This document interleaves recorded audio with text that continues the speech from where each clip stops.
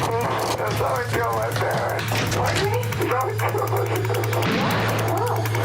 Are they still there? Yeah. The people... No.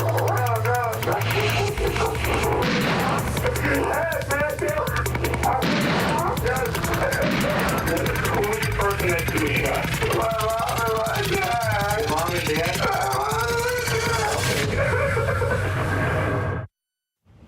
Now for what's trending in true crime, the Menendez brothers are back in the headlines as they're opening up from behind bars. That's right. In a phone interview with TMZ's podcast, Two Angry Men, Erik Menendez spoke about some of the trauma that he and his brother Lyle have faced while in prison for the past 35 years.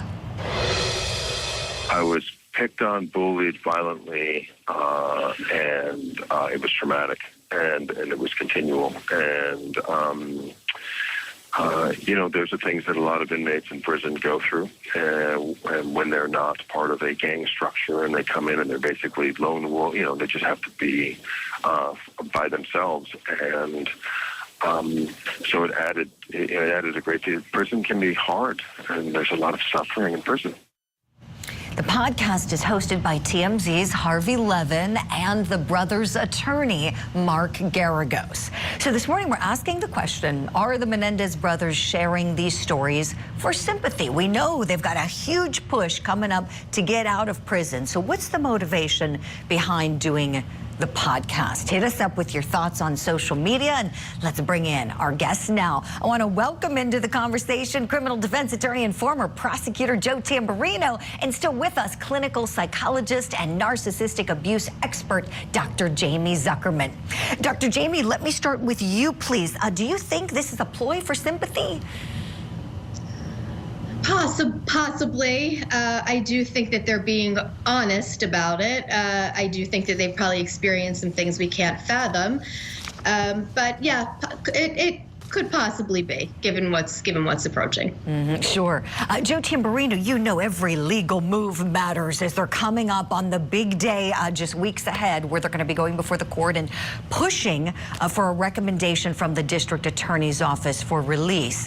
Tell me, what do you think could be the motivator behind this?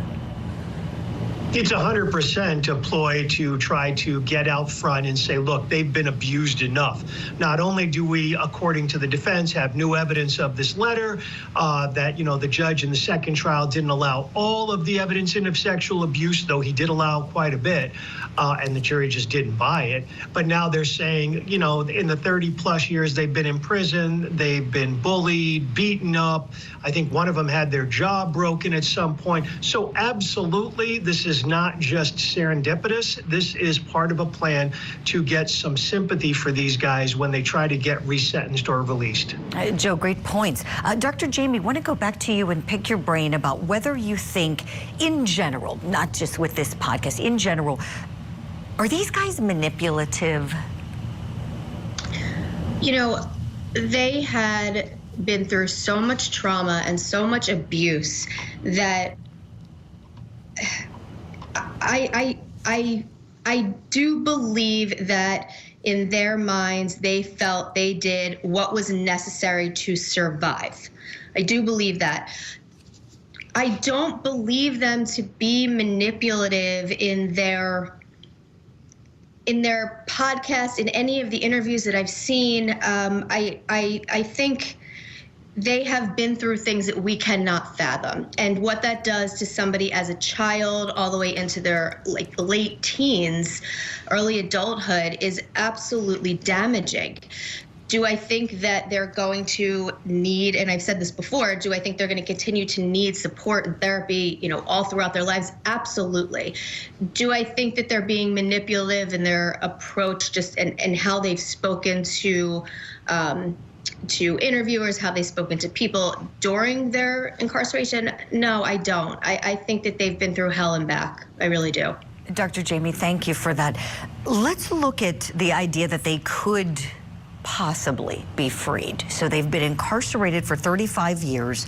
We know that they were supposed to have gone before the court already, but because of the terrible California wildfires, the DA's office made a smart move in postponing that case. Everybody agreed it needs to be postponed for more pressing matters to go in front of it. On March 20th and 21st, that is when they're going to be in court trying to ask the DA to recommend to the judge release. There's no guarantee the judge will order a resentencing for them. No guarantee for that, but it starts with, could the DA possibly do something to help them? That would be the first step. Lyle spoke about how the two of them are feeling about their future on the podcast. Let's take a listen. My brother and I are cautiously hopeful, and we're just, we're in prayer with our family, and we're hopeful, and we're just trying not to go a little crazy in the interim, like you said. Again, that's the TMZ podcast, Two Angry Men, hosted by Harvey Levin and Mark Garagos, who represents the Menendez brothers. So what are the chances they get released? The million-dollar question. Joe Tamburino, your thoughts on this, please. Highly unlikely they get released. I mean, think of it this way.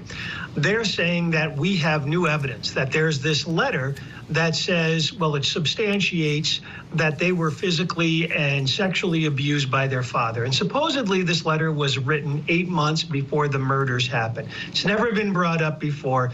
We've never actually had any experts say that the letter was written 8 months before the murder. So it's, it's a little tenuous as to the argument that this is really the smoking gun that will get them free. And they're saying that, well, in the second trial, the Judge Weisberg at the time, he really didn't let a lot of evidence in about the sexual assault. And that's a little bit misleading, because in the second trial, Judge Weisberg sure did allow the defense to talk about the sex assaults. He allowed them to get on the stand, talk about it.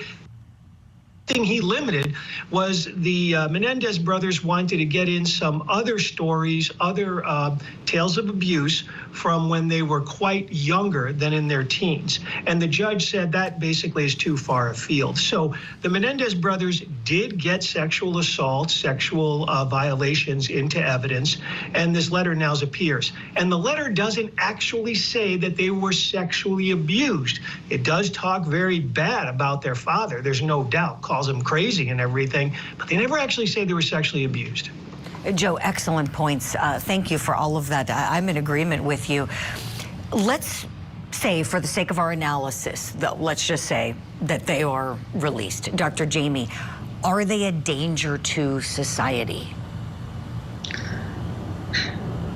I think that if they do not, like I said, continuously are involved in regimented treatment and tracked and followed, and really just look at the rest of their life as just constantly having to work on this abuse and trauma that they've endured, I think that they're at risk for making poor decisions. Yeah, I do. Dr. Jamie, thank you for that. And thank you for your time this morning. I know we have to say goodbye to you again. Follow Dr. Jamie Zuckerman, Dr. Z, on social media, expert in narcissistic abuse and practicing psychologist. Thank you kindly.